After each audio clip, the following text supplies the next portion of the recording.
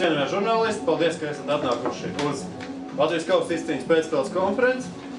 Preses konferences tātad jūs priekšā FK Jelgava galvenais treneris Dainis Kazakievičs un RC Tranzīts treneris Aleksandrs Gorbačovs, kuriem es savukārt lūgšu nokomentēt šodienas spēli.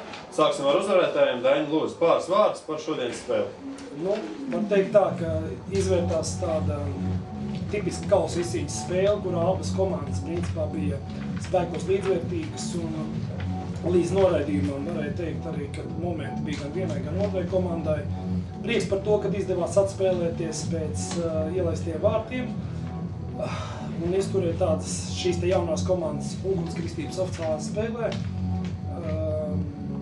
Protams, ka emocijas ir vairāk pozitīvas, bet varēja redzēt arī, ka tagad ir tikai sezonas sākums. Ja atmetās emocijas pozitīvās par uzvaru, tad var teikt, ka pirmajā puslaikā mums nevisai labi izdevās bumbas kontrola un nevisai labi izdevās kombinacionālā spēle. Bet tādā brīdī, kad pretinieka komanda nopelnīja noraidījumus, domāju, tas bija tāds atslēgas moments.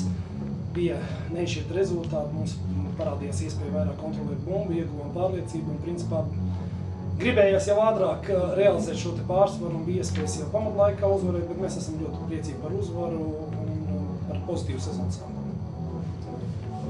Александр, пожалуйста, ваши комментарии источники. По игре. Первый тайм такой был, скажем, организованный. В плане тактической схемы, то, что хотели, не получилось контролировать мяч, была одна борьба. А так, организованная команда была у нас.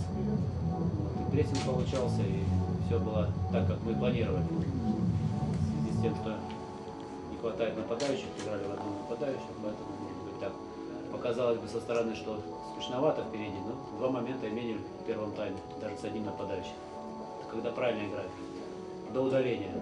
Удаление, и все сломалось, все прекратилось, получился сумбур. Бей-беги, все почему-то психология. Удалили игрока. Я им тоже говорю, удалили или что, удалили. Мы продолжаем гнуть свою линию, также начинаем играть. Все сломалось, таки тяжело поломать психологию. Можно построить тактику другую, но психологию футболистов сломать. Потом в конце уже 2-3 минуты осталось, начали мяч держать, начали какие-то там моменты появляться. Удаление сломало всю игру. Я думаю, нам бы было легче, мы бы пошли вперед, какие-то зоны появляться, второй тайм. Удаление все сломало, и план не сработал. Поздравить с победой. Все вопросы. Paldies, vai žurnālistiem ir kādi jautājumi, bet pirms uzdot jautājumus lūkšu nosaukt jūs vārdu, uzvārdu un mediju pārstāvi. Vai ir kādi jautājumi? Uldis Vēvans, Zemgales ziņas.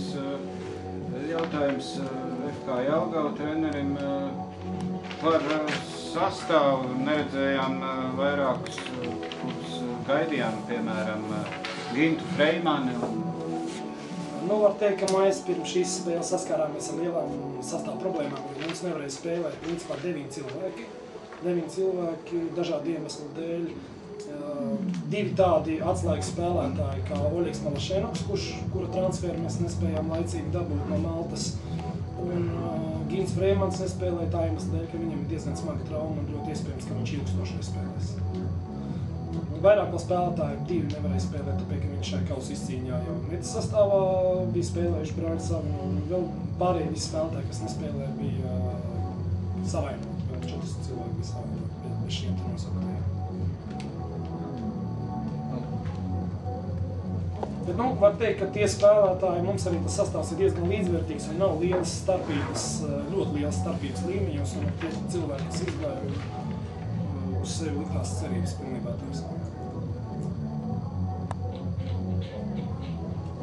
Vai ir vēl kādi jautājumi? Tad es vēl turpināšu. Vai, uzvara, protams, patīkami kausa spēlē, bet ņemot vērā, ka šī ir pirmā sezona virslīgā, vai tas neapgrūtinās? Muļķīgi jau tā domā? Nē, noteikti nē, un tā psiholoģija jābūt tādai, ka katrā spēlē ir jāspēlē tikai uz uzvaru. Mēs nekāds cits variants šeit neizskatījām. Mums bija ļoti svarīgi šī kausa spēle, un arī nākamajā kausa spēlē, neskatoties uz pretinieku, mēs iziesim un citīsimies par visiem 100 un vēl vairāk procentiem, lai uzvarētu.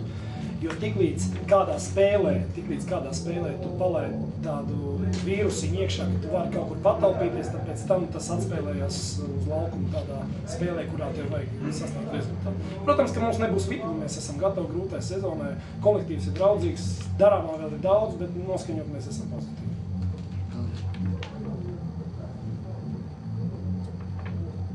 Paldies, ja jautājumu vairāk nav, tad mēs laidīsim trenerus. Paldies par spēli. Paldies, žurnālisti.